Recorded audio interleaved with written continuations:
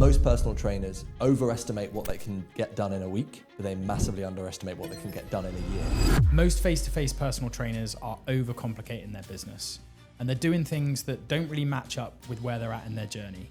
Because of this, they're struggling. Too many services, prices, marketing strategies, basically just spinning too many plates. Now, the 5 ones that we're going to talk about today simplifies everything. You build a business that's easy to sell, easy to run, and more profitable. In this episode, we're going to cover the 5 big ideas that will get you fully booked without all of the faff. Let's get stuck in.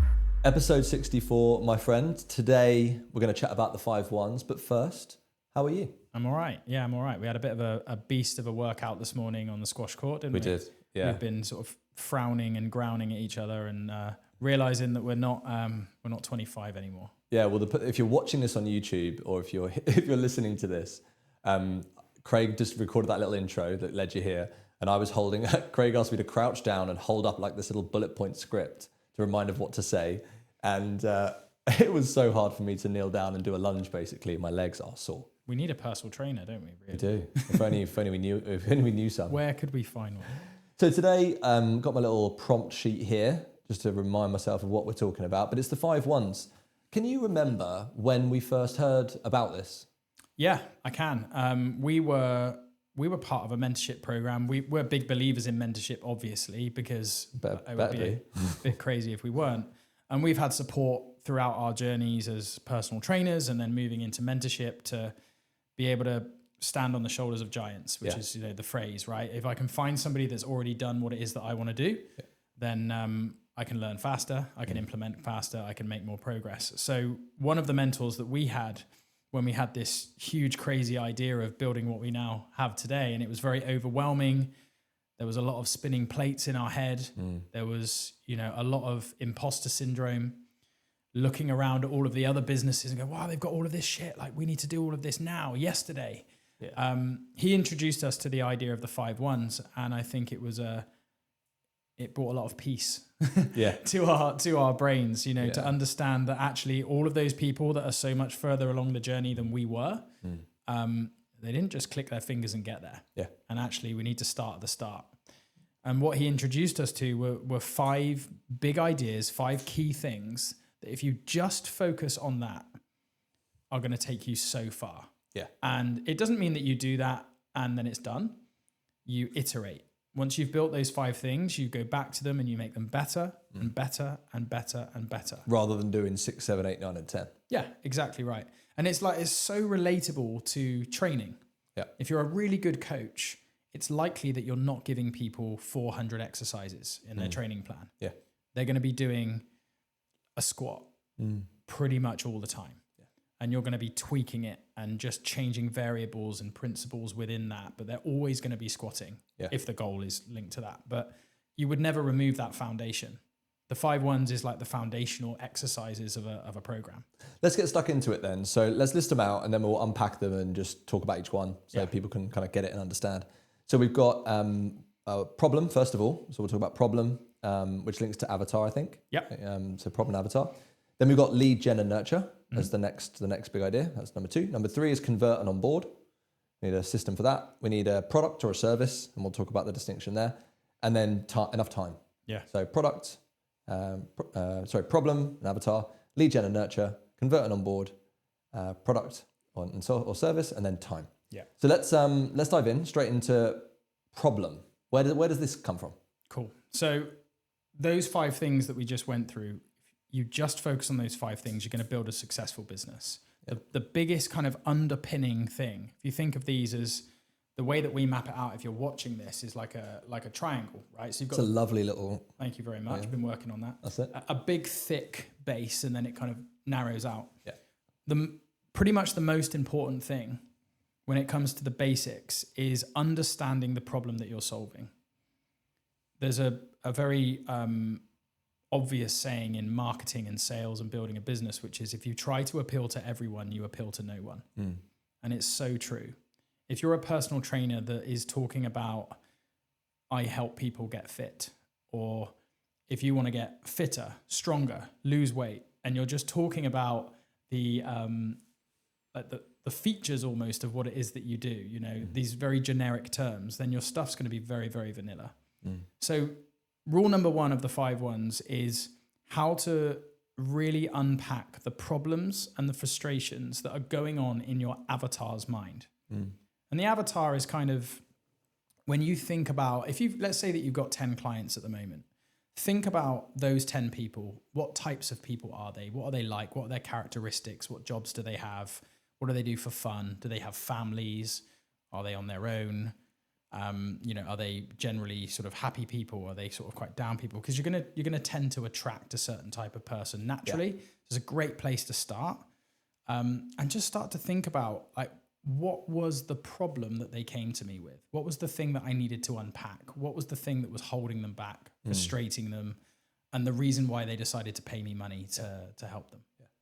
And the goal of you know, when you're doing well on the problem level, this kind of bottom of the 5 things, is when you can articulate the clients that you help, the people that you help's problems better than they can. Yeah. With the outcome of whether you talk to someone in the gym, make a piece of content, and start talking to an actual human, and they say to you something like, "That's exactly how I feel and think. How did you know?" Yeah.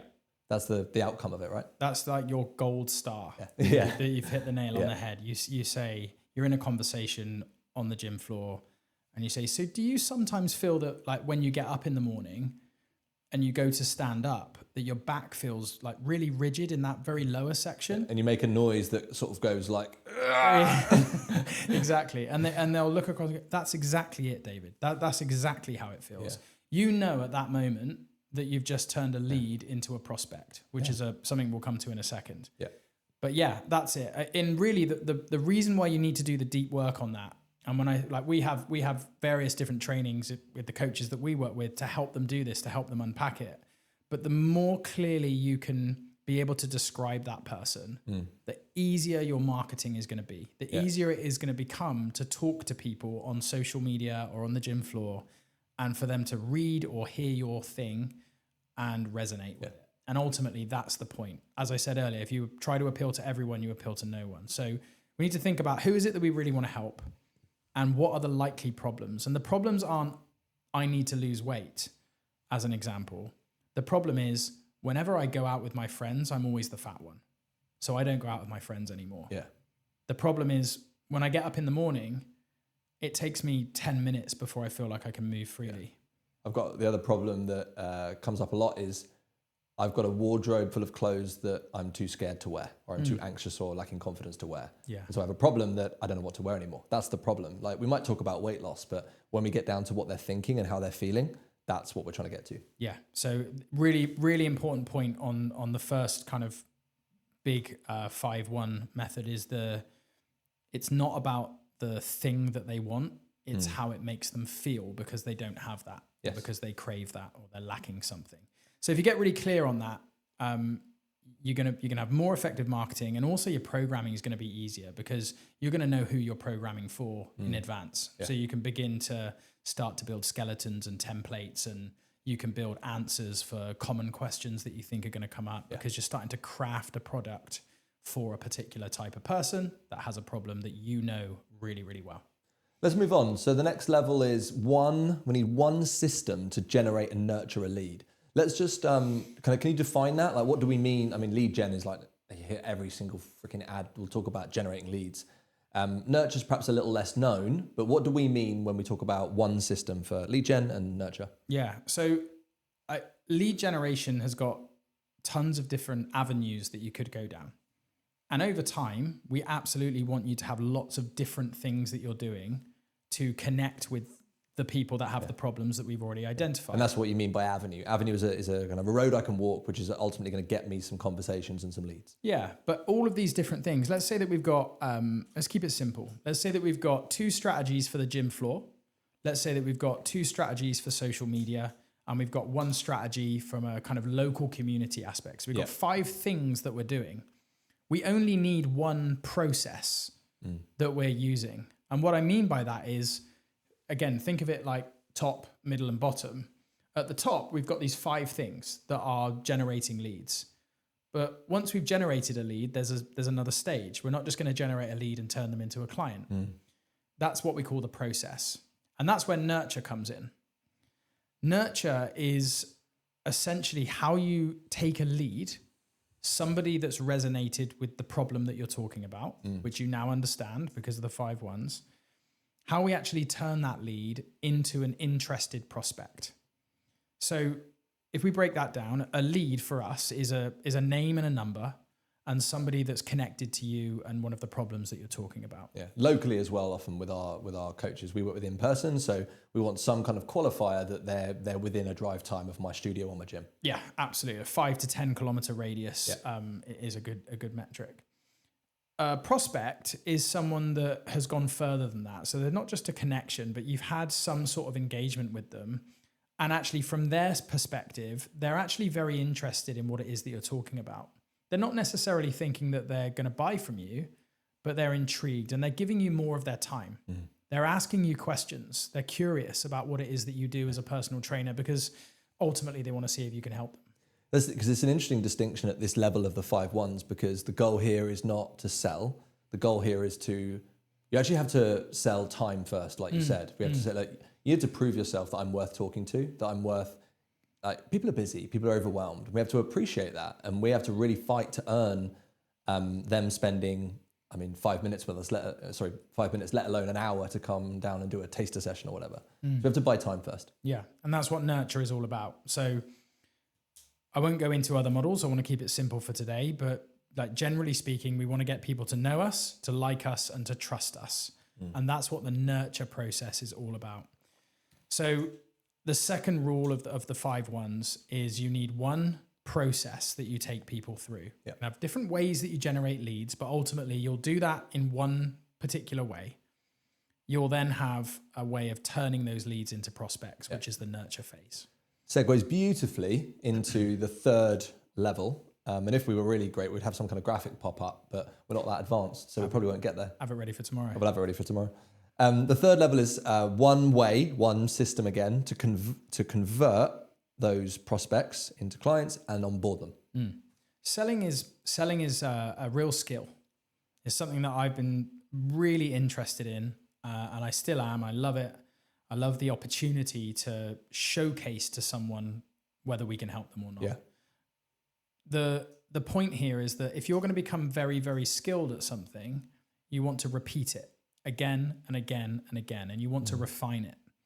One of the big mistakes I see a lot with selling is that personal trainers have got they either don't know what they're doing, they don't have a system or a structure to sell, or they're doing lots of different things to try and sell maybe different products or to different people. They're sort of doing a taster session with one person, a consultation with another person, a Zoom call with another person. They're just sending out an offer to somebody else. Selling is a skill. And ultimately, if you're in the game of personal training and you want to build your business, you need to be really fucking good at selling. Yeah. Like there's not a question mark on that. You've got to become good at selling what it is that you do. Yeah. The key thing is who you're selling to. Okay, so the first thing is we have to nurture. As we mentioned before, you shouldn't be selling to a lead, but you can absolutely present what it is that you do to a prospect. Yeah. The convert and onboard needs to be a set thing for me. Once you get really, really good at it, you can, I've said that the wrong way around. Once you do the same thing again and again, you can get really, really good at it, is the point, right? Yeah. So don't do lots of different things. The 5 ones is about having one way to showcase to a prospect that you've got the solution to their problem.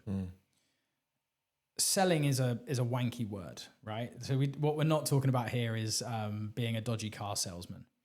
What we're talking about here is how, certainly in our program, how we build this model. It's called the bridge model of really understanding where somebody's at now, talking about the aspiration and what that future looks like. If they solve all of those problems that they're currently facing, what does it look like? Let's stand in the shoes of that person that's already achieved it and paint that picture. And then our job in the convert is to build the bridge between those two places, to demonstrate to that person exactly what it is that they need to do to achieve it. When you explain what it is, they'll want to know how to do it. So we could probably this at risk, because I know how much you love selling and you're very good at it.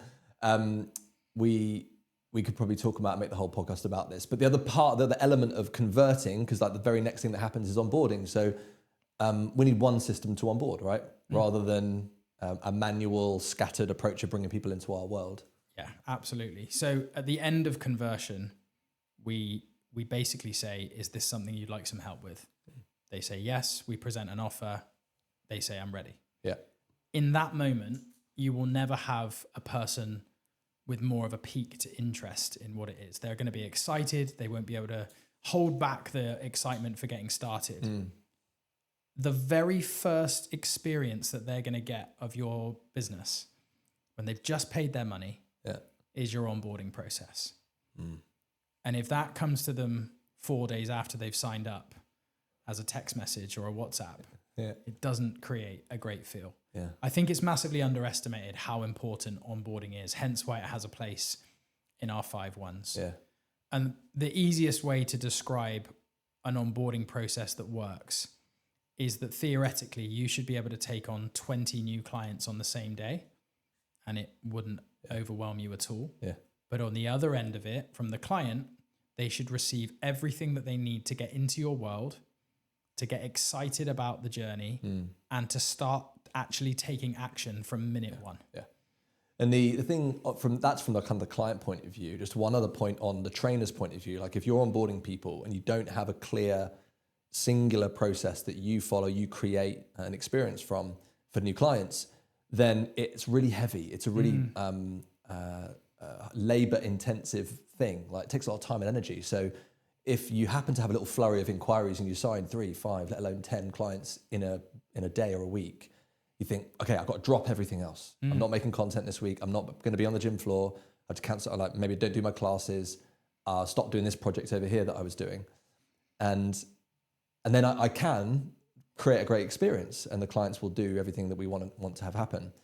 But now I've got a secondary problem, which is like once I've got those people on board, I come back to the homeostasis, if you like, and I'm like, oh, I haven't made content in 2 weeks, and now I feel like I'm starting from ground zero again.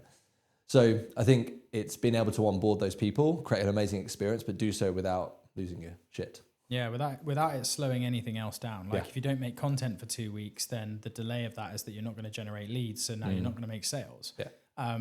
Yeah. So convert is how we showcase that we have the solution to the problem. We don't really sell. We create an opportunity for them to buy. Yeah. And once we've converted, that first impression, the onboarding, it needs to be automated. It needs to be smooth. It needs to give them that warm, fuzzy feeling in their stomach. They need to think, do you know what? I'm really pleased that I made this purchase, and I've got, boxes that I can go through and tick, and I'm into the community. I've already booked my first session. I've, all the agreements are signed. I can see in the community that there's an event in 3 weeks' time. That sounds amazing. And I've just been sent my 3 or 4 first steps that I need to take, which means I can start achieving my goal before I even go and see my coach next week. So let's move on. We're on number 4 now. So this is one product or service. This is quite a big one. Yeah. The point here is that a lot of personal trainers are creating multiple services. I did as well, by the way. Just like I think we both did. Did everything. one of the biggest things I fucked up in my business was doing quite well in one-to-one coaching and thinking more is better. This is working well. I'm going to set up a hybrid. I'm going to open a boot camp. I'm going to do small group coaching. I'm going to go online. And all of a sudden I had this ridiculous library of services and tried to create different marketing strategies for each one. Long story short, with the 5 ones, the idea is that you need to master one service first. For us, the classic is going to be one-to-one personal training, but that might be small group if small groups is your thing. It might be hybrid if that's how you've got started and you've got evidence that it's working. But ultimately, it's really hard work. Like to become completely fully booked, whatever you want fully booked to look like for you, and to build it in a way that isn't overwhelming, that's a task. That requires work. So the very first step is to create one service and get it to a level. Yeah. After that, we can open up other things. But the 5 ones is all about getting you to a really good place in your business. So build one service, don't focus on two. So let's do 2 more things on this. One is the idea that confuse people don't buy, and having multiple services can be really confusing. Yeah, if you give people, well, the best analogy for me on this is when you're really hungry and you go to a restaurant. Hopefully you're going to talk about a steakhouse now, because that's on my document. Can you talk about steakhouses? I'll do that for you. Yeah, okay. It's very much in that story. So yeah, you go to, let's say you go to a Wetherspoons. Yeah, just what I was thinking. And you're really hungry. You've just worked out, you haven't eaten all day, and you open the menu and you know that you want food, but your brain just can't decide because there's too many options. The other thing is that you know that the food's going to be average. There is no way they can cook 60 of those meals fresh and it tastes amazing. Whereas when you go to a steakhouse, just for you, David. Thank you. You know what you're going to be getting, and you're probably going to get like 3 or 4 different choices. And because the menu is restricted, it's specialist. Yeah. It's good quality. It's going to taste great. Yeah. We want your services to do the same. Again, think about the 5 ones. Number 1 is that we need to understand our avatar, and we need to understand the problems that we're solving. So your product or your service needs to solve those problems. That's all it needs to do. Yeah. If you're solving the problem of people that are low in confidence and don't walk onto the gym floor to even start their journey, your program does not need to help elite runners decrease their 10K time. Yeah. It's not relevant. You might do that later when you expand, when you're ready to go to scale and add multiple services. But right now, it's hard enough to get one business into the right place. It's going to take up a lot of your time to do that in the most efficient way. Yeah. So let's look at that avatar. Let's look at the problems we're solving and build the one steakhouse. Let's become the steakhouse, not the Wetherspoons. Let's build the steakhouse. Miller and Rimmer Absolutely. Steakhouses. Okay, final layer at the very top is time. And when we learnt it, and we've given this a little bit more color to relate it to personal trainers, but it was you need 1 year. You need 1 year. What does that mean? It means that all of the ads that you've seen on Instagram of the business mentor walking down the beaches of Dubai, waving a PDF at you saying that you can make 10K in 5 weeks is bullshit. Yeah. It takes time to build a business. It doesn't necessarily take that long to sell personal training if you create something that kicks quite early. But we're talking about building a business. We're talking about 2 different things. Yeah, totally. We're talking about building something that creates a career for you. It creates stability. It creates options for you to do things with your life and for you to expand on and grow on and if dare I use the word scale, but allow you to scale. That's what we're trying to build, and it does take time. And I think that one thing we see a lot of people doing is trying to do everything at once. They're just spinning too many plates. Yep. So it's where, for us, we try to put the blinkers on our coaches, and we try to help them focus on the biggest needle mover out of all the things you could do today, which is the one thing that's going to move you furthest. But that's once we've figured out where you want to end up and we've plotted a 1 year goal. Yeah. And the thing is with this, on the macro again, like the long term, and then there's a shorter term thing to talk about in a second, but most personal trainers overestimate what they can get done in a week, but they massively underestimate what they can get done in a year. Yeah. Because a year is really hard for us to kind of wrap our head around. So if we can keep coming back to that and remind ourselves that a year's a long time, we've got plenty of time, we want to treat the things we want to work on as dominoes in a line rather than things that are lined up in front of us all at once. Because we were just talking before about one of our clients who's got themselves in an overwhelmed state. And when you dug into it, you realize it was because they had, I don't know, a dozen things that they were trying to do at the same time. Yeah. We've been mentoring a lot of people. We've helped over 1,000 coaches now. And one of the patterns that we see is the coaches that do really well. In fact, there was a great comment in our community group the other day from Zach. Oh yeah. And how well he's done. He's a great example of this. The coaches that do really well, they follow the roadmap that we present them with, one thing at a time, and they don't give it 50% of their effort because they're distracted. They go all in on one thing. Yep. And then they zoom out again and they work with us to figure out what's the next thing, and they go and do that. Yep. The coaches that take the longest to grow their business, ironically, are the ones that dive into our program and watch it like it's Netflix. Yeah. They just binge watch oh, that's interesting. Oh, that's really cool. Oh, I want to learn about that. Oh, one client told me that they want this, so I'm going to go and build it. Yeah. And now they've got 30 open projects in their brain and they're achieving like very, very little. So the idea with time on the 5 ones is to appreciate, like just to accept it. It's going to take you a year to build something really special. Yeah. You don't need to knock all of the dominoes down in one go. Focus on one thing at a time, the most important thing, the priority. So that's the 5 ones. We have the problem that you're solving. We need to get really clear on that. One way to generate leads and one way to nurture leads. They go together. Then one way to convert and onboard. You need one service that you're selling so we don't confuse people and we can actually get focused. Yeah. And then you need time. You need time to work in the business with your clients. You need time to work on the business as the owner.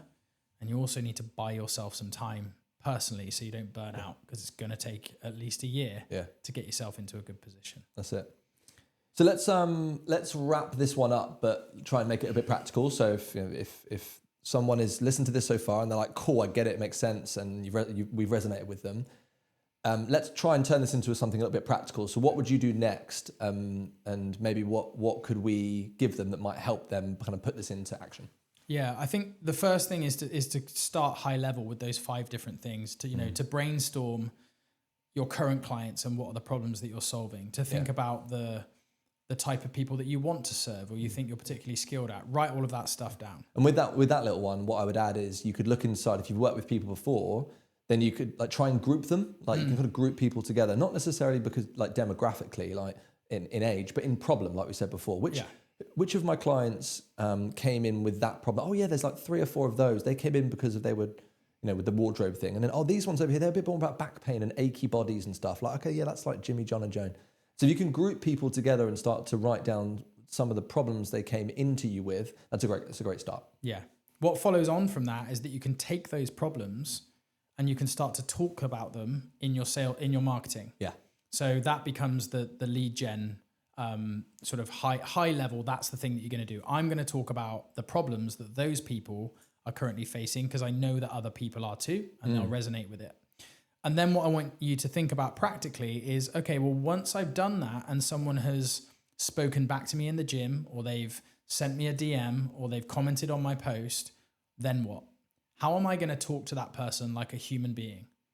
Don't sell them your product. They don't give a fuck at this stage. And I think if I jump in there real quick, like something practical people could do is go into their Instagram DMs or WhatsApp, look at some of the conversations you've had now, and like ask yourself, am I talking about PT within the first 2 or 3 messages? Yeah. Or am I asking questions to deepen my understanding about where they're at? Yeah. And I think oftentimes when people start learning this stuff, they realize that, there's no foreplay. I'm diving straight in. Yeah. Just be curious about the person. Yeah. And begin to think about that word nurture, begin to try to better understand where they're at, because ultimately you don't even know if you can help them yet. Yeah. When it comes to convert and onboard, you need to pick one way to convert. If you've currently got 5 or 6 different things that you're doing, like go with the one that's converting Tasters, best. consults, workshops, like phone calls. Like if you're kind of mixing it up, you need, exactly as you say, we need to kind of pick one and say, that's the way I'm going to do it. And often the best place to go is if you've got data, like if you can look back and say that actually that one, when I look at the numbers, that works. So I'll just get better at that. Yeah. I mean, the thing that we teach inside our program is to keep it simple, is basically a combination between a consultation and a taster. But the way that we gel it fixes something called the bridge model. So you could go and look up the bridge model. That's not our thing. Yeah. So you could go and have a look at that and see how you could bring that psychology into what you're doing. But I think ultimately go and look at what you're currently doing and pick the one that is converting best for you right now. Yep. And then what's next? So we've got onboarding, right? So onboarding as well. When it comes to onboarding, the best thing that, again, you want to analyze what you've currently got. If you've got something, the simplest way probably to get this started is to build a template email. Yeah, keep it simple. The moment that somebody joins and they're set up on your subscription, whether that's Stripe or Go Cardless or whatever it is that you use, get that person, get your template email, personalize it to them, which should take you no more than 1 minute, and then send it across. The other thing I would add to that is you will already know, like you need to get really good at, if you want to get less overwhelmed and you want the simplicity that the 5-1s offer, you need to start using checklists more. So every time you onboard someone, there are a series of things that you need to do. If you're doing it manually and trying to remember them, like it's going to be quite costly in terms of your energy. So just like have a little, if you use Trello, you know, you love a bit of Trello, whether it's just a note on your iPhone, like have a checkbox that just gets repeated every single time. And don't think, like just trust a note. Yeah. And if you've got a template, it's going to make it so much easier. Yeah. So within that template, you'll have links to your agreement. You'll have a link to your community. Yeah. And an email's not where it finishes. Like we've got a fully automated onboarding journey that we give our coaches, but it's just not probably where you're at right now. If you don't have any onboarding, like let's get something simple. Let's get it working. Let's get it ticking that box. Next one, product or service. Like what's practical? Where can I start? This is probably one of the hardest ones for coaches that have lots of things is being able to listen to one podcast and go, oh, okay, yeah, I'll just let go of three things. Yeah, let go of that. Yeah. But I remember when I did it genuinely, when I went from offering 3 or 4 things down to 1, that was when my business really took off as a personal trainer. So there's a story in that for you if you're watching or listening. I think one little thing, if I could add to this, I think at least this was helpful for me when I was idolizing or looking up to certain people that I was like, I want to be in their shoes or I want to do that sort of thing. Yeah. People copy, like they try and emulate where people have got to rather than what they did to get there. Yeah, so true. And so you and I, we definitely did this wrong, but if we could retrace our steps again, we'd probably start out in 1-to-1, get really fucking good at that. And then once I'd done 1-to-1, I would have then added something else on and like maybe pulled back from 1-to-1 a bit and added something new that was something that would earn me more money in less time. And then I would repeat the 5-1s again and I would build it up again like dominoes. But if someone's listening and they've not done it that way, it's okay. There's definitely a way to get out of the overwhelm.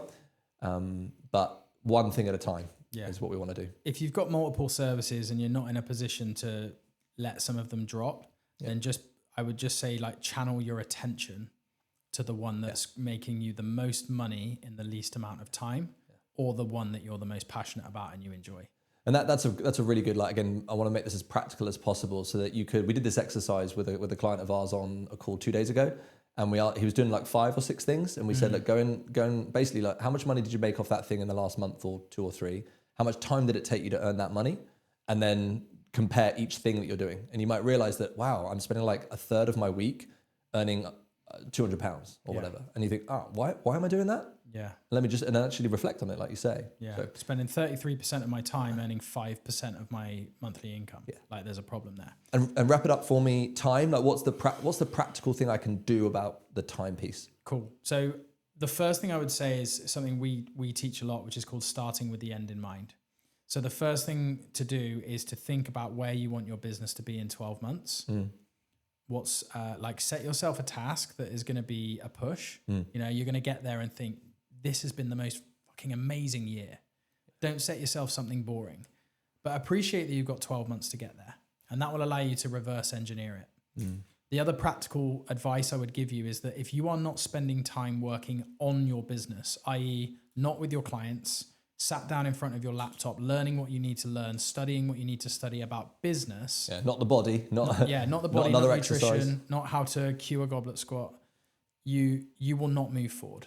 You'll not move forward fast. It's very unlikely. Yeah. You have to spend time as a business owner who wants to grow their business working on your business. It sounds fucking obvious, but people aren't. Yeah. So probably my biggest advice is to sit down and look at your diary, your weekly diary, and block book every week, 10 hours a week, however you want to split it, 2 hours Monday to Friday, or a block of 4, block of 2. But you're going to need 10 hours a week to grow your business. Then you can start to figure out, well, what am I going to do in those hours? Yeah. So that's very practical. So there's some practical steps you can take. If this has been interesting, then one of the other things that we can give people is we've actually got a video inside our program where we sort of introduce the idea of the 5-1s before they go and study the full training on it. Yeah. And then start to build all of these things out. I'm sure we can get these guys a video of that. It's a short video. I think it's between 5 and 10 minutes long. Yeah, it's not long. And it just breaks down what we've spoken about today in a bit more detail. It helps you visualize it, which is really valuable. Yeah. And I think it will help you sort of take that information away and start to apply it to your business and where you're at now. So if you want to grab that video, we'll pop the link to my Instagram in the description. Yeah. Whether you're listening to this or watching this. So just go to the description, click on my Instagram link, and just message me the word 5, and we'll get you that video sent across. Nice. Very generous of you. I know. And to be fair, there's lots of other, like, we've got loads of free kind of things that we could give you. But I mean, when we were thinking about, cool, what could we do that was helpful to someone that's watched or listened to this, we needed to single it out somewhere. But I think the best thing is, like, if you get that, DM Craig and on Instagram and do it. But I think once you've unpacked, like, I think if you want further help, then you can unpack and figure out where is it that you're most stuck. And then we've got more stuff that we can give to help. So we're very, very keen to help. Yeah, absolutely. And in closing, I think the final line I will share, and then we'll wrap it up, is complexity fails, simplicity scales. 100% every time. Yeah, you'll learn if you get the video. Send me that message for the video. We talk about, once we've built the 5 ones, we talk about the things that, like, a lot of personal trainers are doing, which is causing them to create complexity. And then we talk about the velocity way, which is our mentorship program. And we talk about the one thing that you need to do in each camp. And yeah, you're absolutely right. The conclusion is complexity fails, simplicity scales. And we learned that from a guy that makes millions a week doing very, very simple things. Yeah. Cool. All right, team. Great to see you. Well, we didn't see you, but thanks for listening. It's good to see me. Great to see you, always. See you soon. See you, mate.